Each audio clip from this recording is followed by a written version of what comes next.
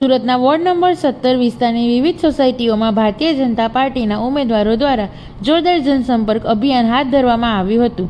સુરતના ward number 17 વિસ્તારની વિવિધ સોસાયટીઓમાં ભારતીય જનતા પાર્ટીના ઉમેદવારો દ્વારા જોરદાર જનસંપર્ક અભિયાન હાથ ધરવામાં આવ્યું હતું.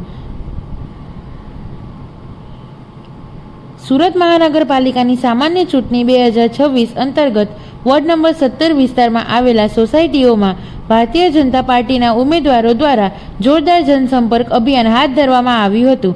આ અભિયાનમાં ભાજપના ઉમેદવાર કંચનબેન સાવલિયા, ચીમનભાઈ વોરા, મનીષાબેન ચીકાદરા અને સુભાષભાઈ હાનાણી સહિત કર્મઠ કાર્યકર્તાઓ જોડાયા હતા. તેઓએ ડોર ટુ ડોર પ્રચાર દ્વારા મતદારો સુધી પહોંચી વિકાસના મુદ્દાઓ રજૂ કર્યા હતા અને ભાજપની વિકાસલક્ષી નીતિઓ અંગે માહિતી આપી હતી. પ્રચાર દરમિયાન સ્થાનિક રહેવાસીઓએ ઉમેદવારોને ઉષ્માભર્યું સ્વાગત કરાયું હતું. મારું નામ ચીમનભાઈ શંભુભાઈ વોરા, હું વોર્ડ નંબર 17 પૂર્વનો ઉમેદવાર. જી, આજે કઈ જગ્યાએ પ્રચાર કરવાનો, કઈ રીતે પ્રચાર કરી રહ્યા છો?